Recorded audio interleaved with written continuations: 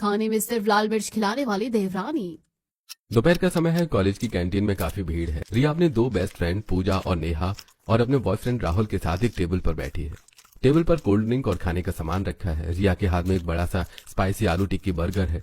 रिया burger की पहली bite लेती है और अचानक मुंह बनाते हुए बर्गर को प्लेट में रख देती है। अरे यार, अंकल क्या करने लगे हैं आजकल? ये स्पाइसी आलू टिक्की बर्गर के नाम पर मुझे क्या उबला हुआ आलू थमा दिया है। कितना फीका खाना बनाने लगे हैं अंकल। फीका? अरे रिया, मैंने भी वही बर्गर मंगाया है। मेरे तो कानों से अभी से हल्का हल्का धुआं निकल रहा है।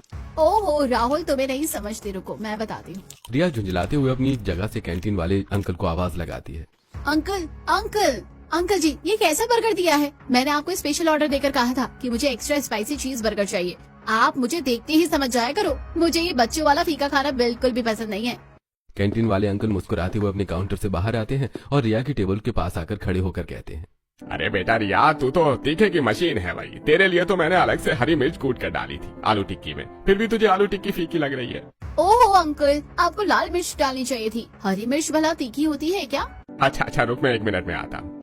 अंकल वापस जाते हैं और एक छोटी कटोरी में एकदम लाल तीखी शेजवान और सूखी लाल मिर्च की स्पेशल चटनी लेकर आते हैं और टेबल पर रख देते हैं। फिर कहते हैं, ये ले बेटा प्योर लाल मिर्च वाली चटनी, इसके साथ खा ले अपना बर्गर। लाल चटनी देखकर रिया की आंखें चमक उठती हैं। वो बर्गर को उस लाल चटनी में पूरा डुबोती है और एक बड़ी बाइट लेती है। थैंक यू अंकल, आप तो भगवान हो। अब लग रहा है ना कि कुछ मैं खा रही हूँ। अब आ रहा है असली मजा।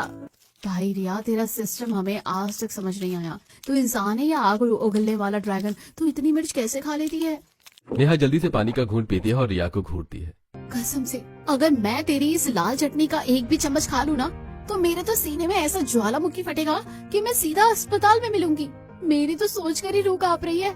रिया मजे से दूसरा बर्गर का टुकड़ा चटनी में लपेटती और खाने लगती है। राहुल डरते हुए अपना बर्गर खाते हुए रिया को बड़ी हैरानी से देख रहा था। ये देखकर रिया बोलती है, अरे कुछ नहीं होता यार, तुम लोग बस फीका खाते हो। असली स्वाद तो मिर्च में ही है। बिना मिर्च के खाना तो ऐसा होता है जैसे बिना हीरो की कोई फ्लॉप पिक्चर।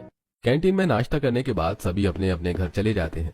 शाम का समय है। रिया अपने घर के सोफे पर बैठी टीवी देख रही है। उसकी माँ सावित्री किचन से बाहर आती है और कहती है, बेटा रिया, आज तो तेरे हाथ के स्पेशल देसी स्टाइल मसाला मैक्रोनी खाने का मन कर रहा है।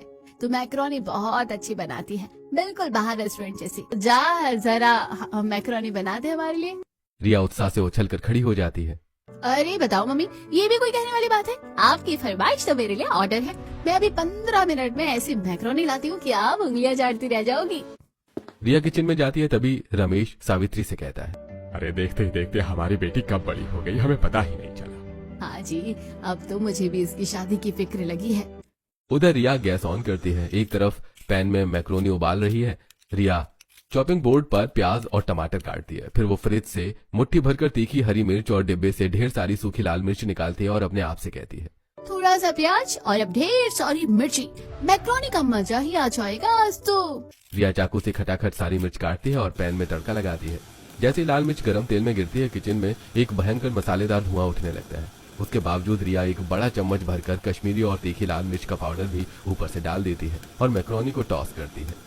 तभी पूरा किचन धुएं से भर जाता है। सावित्री खांसते हुए किचन के दरवाजे पर आती है और कहती है, अरे रिया ये क्या कर दिया तूने? गैस पर क्या कोई मिर्चों का बम फोड़ दिया है? पूरा किचन जला दिया। मेरी आंखों से पानी नहीं रुक रहा है। रिया बिना खांसे आराम से मैक्रोनी चला रही होती है। अरे नहीं नहीं मम्मी, ये तो बस तड़के की खुशबू है। आप बस 2 मिनट बाहर हॉल में बैठो, मैं अभी एकदम गर्मा गर्म चिली गार्लिक मैक्रोनी लेकर आती हूँ। रिया 3 प्लेटों में लाल रंग की धुआं छोड़ती हुई मैक्रोनी लेकर डाइनिंग टेबल पर आती है, जहां रमेश भी बैठा हुआ था।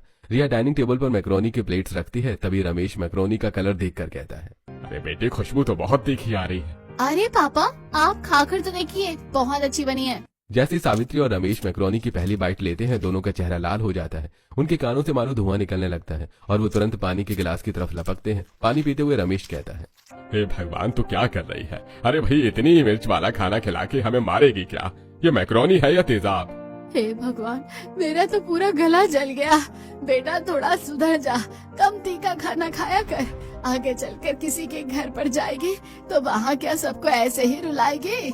वहीं रिया आराम से मजे लेते हुए अपनी मैक्रोनी खाती है। मम्मी, खाने की ना अलग अलग वैरायटी होती है और ये मसाला मैक्रोनी है, इसमें तीखा किस लेवल का जाएगा उस पर इसका असली स्वाद डिपेंड करता है। देखो, मुझे तो बिल्कुल भी मिर्च नहीं लग रही है। मैं भी तो आप ही के सामने खा रही हूँ ना। तो तेरी जीभ तो लोहे की बनी है। नहीं मम्मी, असल बात तो ये है कि आप लोग ना ये कम तीखा और उबला हुआ खाना खा खा कर ना अपनी बर्दाश्त करने की ताकत खो चुके हो, इसलिए आपको थोड़ी सी मिर्ची भी इतनी तेज लगती है। गलती मेरी मैक्रोनी की नहीं, आपके टेस्ट की है। रमेश यह सुनकर अपना माथा पीट लेते हैं। रिया हंसते हुए अपनी मैक्रोनी एंजॉय करती है। अरे सुन रही हो सावित्री, इसे दो बातें कहो तो ये हमें ही उल्टा लॉजिक पकड़ा देती है। भगवान ही मालिक है इसका। अगले दिन रिया और राहुल कॉलेज के बाद मार्केट में घूम रहे होते हैं। तभी रिया को सामने गोलगप्पे वाले की रेडी दिख जाती है। रिया बच्चों की तरह उछलते हुए राहुल का हाथ खींचती है और कहती है, राहुल गोलगप्पे प्लीज प्लीज, मुझे स्पाइसी पुदीना गोलगप्पे खाने हैं, गोलगप्पे खाने हैं मुझे। अच्छा बाबा चलो खिलाता हूँ तुमको गोलगप्पे, वैसे भी आज मैंने लंच नहीं किया है। अब दोनों गोलगप्पे वाले के पास जाते हैं और राहुल कहता है, भैया 2 प्लेट सूजी वाले गोलगप्पे लगाना। भैया एक एक प्लेट दोनों को देते हैं और पहला गोलगप्पा राहुल की कटोरी में डालते हैं। राहुल जैसे ही वो तीखे पानी का गोलगप्पा अपने मुंह में रखकर खाता है तो उसका मुंह जल जाता है और आंखें लाल हो जाती हैं और वो सीसी करते हुए कहता है, अरे भैया इतना तीखा, मेरे तो कानों में से धुआं निकल गया, जल्दी जल्दी मीठा पानी दो, मीठा पानी। अरे भैया गुड़ वाली चटनी पिला दो बस। रिया हैरानी से राहुल को देखती है और मन में सोचती है, राहुल इतना ओवर रिएक्ट क्यों कर रहा है? गोलगप्पे वाला रिया को भी गोलगप्पे देता है। रिया उसे खाती है और एकदम नॉर्मल एक्सप्रेशन देती है और राहुल से कहती है, क्या यार राहुल, तुम भी मतलब हद करते हो। इतने मीठे और फीके गोलगप्पे को तो ऐसे तीखा बता रहे हो जैसे आग खा लियो। भैया ये पानी तो बहुत फीका है, मेरे लिए जो उधर लाल मिर्च रखी है ना वो देना जरा। रिया गोलगप्पे वाले से वो एक्स्ट्रा तीखी लाल मिर्च वाली मोमोज की चटनी लेती है। वो पहले गोलगप्पे के अंदर आलू चने के साथ उस लाल चटनी को पूरा भरती है, उसके बाद उसमें तीखा पानी डलवाती है और अपने बाएं हाथ में एक साबुत तीखी हरी मिर्च भी पकड़ लेती है। रिया एक बाइट गोलगप्पे की और एक छोटा सा टुकड़ा हरी मिर्च का एक साथ खाती है। अब आया ना असली तीखापन, ये होता है गोलगप्पा। राहुल रिया को ये सब करते हुए इतनी हैरानी से देख रहा है जैसे कोई एलियन देख लिया हो। अरे भाई मैं तो तुम्हें इतना तीखा खाना खाते हुए देख भी नहीं सकता, मेरे तो देखने भर से ही पसीने छूट रहे हैं। रिया तू तो पक्का मेरी बैंड बजवाएगी। अगर कल को हमारी शादी हो गई ना और तूने ससुराल में इतना तीखा खाना बनाया तो मेरे घर वाले तो रो जाएंगे, कोई तेरे हाथ का एक निवाला भी नहीं खाएगा। अरे चिल करो यार, कुछ नहीं होता। तुम तो ऐसे ही हर छोटी बात पर मुझे डराते रहते हो। प्यार से खिलाऊंगी तो तब सब खा लेंगे। ऐसे कुछ दिन बीत जाते हैं। एक दिन रिया के घर के हॉल में सावित्री, रमेश और उनकी पड़ोसन कमला आंटी चाय पी रहे होते हैं। चाय पीते हुए कमला कहती है, अरे सावित्री बहन, आज सुबह मार्केट में मुझे वो शर्मा जी मिले थे बैंक वाले। उन्होंने ना तुम्हारी बिटिया रिया को कल कहीं देखा होगा, बहुत तारीफ कर रहे थे। बोल रहे थे कि अगर उनके बेटे के साथ हमारी रिया का रिश्ता हो जाए तो बहुत अच्छा रहेगा। उनका बेटा सीए है। अरे वाह, ये तो बहुत खुशी की बात है कमला बहन। शर्मा जी का परिवार तो हमारे मोहल्ले का सबसे शरीफ परिवार है। देखो कमला जी, शर्मा जी बहुत अच्छे इंसान है, उनका बेटा भी हमें बहुत पसंद है, लेकिन मैं अपनी बेटी की मर्जी के बिना उसकी शादी का इतना बड़ा डिसीजन नहीं ले सकता। वो अभी कॉलेज गई हुई है, उसे आने दो पहले। हाँ, और वैसे भी अभी तो उसके कॉलेज की पढ़ाई पूरी होने में थोड़ा टाइम बाकी है। जब तक कॉलेज कंप्लीट नहीं होगा तब तक तो वेट ही करना पड़ेगा। कमला आंटी मुस्कुराते हुए सोफे से उठती हैं।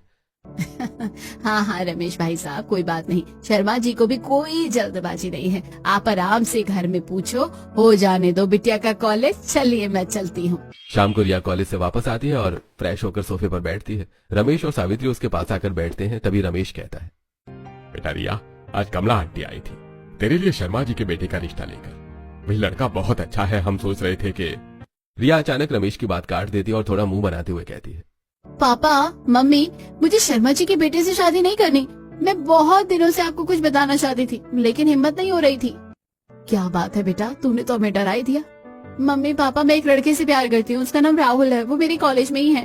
वो एक अच्छा इंसान है और मेरा बहुत ख्याल रखता है और मैं उसी से शादी करना चाहती हूँ। बस आप लोग एक बार उससे मिल लो। देख रिया, ये अच्छी अच्छी बातें मत कर मेरे सामने, सीधा सीधा ये बता कि क्या वो हमारे स्टैंडर्ड का है या नहीं। मम्मी, वो लोग ना मिडिल क्लास फैमिली से हैं, जॉइंट फैमिली है उनकी। पापा की तरह उनका कोई बहुत बड़ा बिजनेस नहीं है, लेकिन माँ वो लोग बहुत अच्छे हैं और राहुल तो मेरा बहुत ख्याल रखता है। उसके साथ बहुत खुश रहूंगी। प्लीज मम्मी मान जाओ ना। बेटा रिया, प्यार अपनी जगह है और घर चलाना अपनी जगह। तेरे शौक ऐसे हैं, मिडिल क्लास परिवार में जॉइंट फैमिली के साथ रहना। क्या तू ये सब मैनेज कर लेगी? रिया एकदम से अपने पापा का हाथ पकड़ लेती है और कहती है, पापा मैं सब कर लूंगी, मुझे बस राहुल चाहिए। मैं हर चीज में एडजस्ट कर लूंगी। आप बस एक बार उनसे मिल लो। हाँ कर दो ना पापा। सावित्री रमेश की तरफ देखकर मुस्कुराती है। सुने जी, जब हमारी बच्ची कह ही रही है कि वो मैनेज कर लेगी तो हमें क्या एतराज है। जहाँ तू खुश है रिया, वहीं हम खुश है। तू बोल दे उस लड़के को कि आ जाए रिश्ता लेकर। रिया खुशी से उछल पड़ती है। और दोनों के गले लग जाती है। तभी रिया अपने कमरे में भागकर जाती है और राहुल को फोन करके खुशखबरी देती है। राहुल खुश होते हुए कहता है, अरे रिया, मैं तो बहुत खुश हूँ। अब जल्दी ही मैं अपने घर वालों से बात करके तुम्हारे घर रिश्ता लेकर आऊंगा और हम शादी कर लेंगे। अगले दिन रिया अपनी दोस्त पूजा और नेहा को भी कैंटीन में ट्रीट देती है। तभी पूजा कहती है, रिया तुझे बहुत बहुत मुबारक हो, मैं तो तेरे लिए बहुत खुश हूँ। दूसरी तरफ राहुल अपने घर पहुंचता है। राहुल एक नॉर्मल मिडिल क्लास घर का लड़का है। घर में राहुल के पापा धर्म, माँ सुषमा, बड़ा भाई विकास, बड़ी भाभी कविता और छोटी बहन श्रुति बैठे हैं। राहुल जब सभी लोगों को रिया के बारे में बताता है तो उसकी माँ कहती है, बेटा लड़की तो बड़ी प्यारी और संस्कारी लग रही है, लेकिन वो अमीर घर की लड़की है, पता नहीं हमारे घर में एडजस्ट कर पाएगी या नहीं। माँ रिया बहुत अच्छी है और वो मुझसे बहुत प्यार करती है। उसे हमारे बारे में सब कुछ पता है, लेकिन उसे और उसके घर वालों को कोई एतराज नहीं है। ठीक है बेटा, अगर लड़की तुझे पसंद है तो हमें भी पसंद है। बता, रिश्ता लेकर कब चलना है? हाँ मम्मी जी, मुझे भी हमारी होने वाली देवरानी बहुत पसंद आई। मुझे तो अपनी भाभी मिल गई। मैं तो शॉपिंग की लिस्ट अभी से बना रही हूँ। चलो फिर, अगर सबको लड़की पसंद है तो इस रविवार को हम लड़की वालों के घर जाकर शगुन दे आते हैं। ऐसे रविवार का दिन आ जाता है। रविवार को राहुल का परिवार रिया के घर जाता है। दोनों परिवारों की अच्छे से बातचीत होती है और रिया और राहुल का रिश्ता पक्का हो जाता है। शादी की डेट भी फिक्स हो जाती है। अब रात का समय है। रिया अपने कमरे में बेड पर लेटी हुई राहुल से फोन पर बात कर रही होती है। यार राहुल, आज तो मैंने अपना ब्राइडल लहंगा भी फाइनल कर लिया। तुम बताओ, शादी की सारी तैयारियां लगभग हो गई है ना? हाँ रिया, तैयारियां तो हो गई हैं, पर मैं तुमसे कुछ जरूरी बात करना चाहता था। देखो रिया, हमारी जॉइंट फैमिली रहेगी, मतलब भाई भाभी हम सब साथ रहते हैं। तुम इकलौती बेटी हो तो तुम्हें थोड़ा एडजस्ट करना पड़ेगा। हाँ पापा, पता है मुझे। और दूसरी बात, मेरे पापा तुम्हारे पापा की तरह अमीर नहीं है। सब कुछ बजट के हिसाब से चलता है। और सबसे बड़ी बात जो मुझे डरा रही है क्या डरा रहा है तुम्हें? तुम्हारा तीखा खाना। हाँ रिया, तुम्हें बहुत ज्यादा तीखा खाना पसंद है, जबकि मेरे घर में सब एकदम नॉर्मल खाना खाते हैं। तो देख लो, तुम्हें ही एडजस्ट करना पड़ेगा। यहाँ लाल मिर्च नहीं चलेगी। अरे मेरे भोले साजन, तुम फालतू की टेंशन ले रहे हो। हाँ, मैं बजट में एडजस्ट कर लूंगी। और रही बात तीखे खाने की, तो मैं एडजस्ट नहीं करूंगी, बल्कि मैं उन सबको तीखा खाना खाना सिखा दूंगी, जैसे तुम्हें खाना सिखाया है। अरे भगवान बचाए मेरे परिवार को तुम्हारे इस लाल मिर्च के आतंक से। तभी दोनों फोन पर हंसने लगते हैं। कुछ दिन हंसी खुशी बीत जाते हैं। रिया और राहुल की बहुत धूमधाम से शादी हो जाती है। रिया लाल जोड़े में सजी हुई अपने ससुराल की दहलीज पर खड़ी है। श्रुति आरती की थाली लिए बहुत ही प्यार से आरती उतारती है और कहती है, आइए भाभी। भाभी, मैं तो कब से आपका इंतजार कर रही थी। जल्दी से कलश को गिराइए और अंदर आइए। श्रुति बड़े प्यार से रिया को गृह प्रवेश कराती है। कविता रिया का हाथ पकड़कर उसे सोफे पर बैठाती है और कहती है, आराम से बैठो रिया, बहुत थक गई होगी ना भारी लहंगे में। मैं तुम्हारे लिए कुछ पीने को लाती हूँ। पूरा परिवार रिया के साथ बहुत स्वीट बर्ताव करता है। सारे रस्म रिवाज हंसी खुशी पूरे होते हैं और फिर सब लोग सोने चले जाते हैं। अगली सुबह रिया थोड़ा जल्दी उठ जाती है। उसे साफ सफाई और कुकिंग का बहुत शौक था। वो नहा धोकर पूजा पाठ करती है और डाइनिंग टेबल के पास खड़ी होकर कुछ सोचती है। आज तो मेरे ससुराल में पहला दिन है और मैं कुछ बहुत अच्छा और चटपटा सा बनाऊंगी। मम्मी कहती है ना कि दिल जीतना है तो अच्छे खाने से जीतना चाहिए। तभी उसकी सास सुषमा किचन में आती है। प्रिया अपनी सास के पांव छूती है और सुषमा रिया से कहती है, खुश रहो बहू, आज तो तेरी पहली रसोई की रस्म है। फिर क्या सोचा है, क्या बनाएगी? आप ही बताइए मम्मी जी, मैं क्या बनाऊं? देख बेटा, वैसे हमारी कोई खास डिमांड नहीं है। तुझे जो भी अच्छा खाना बनाना आता है तो बना ले, बस मीठा जरूर बना लेना। इतना कहकर सुषमा वहां से चली जाती है। तभी रिया किचन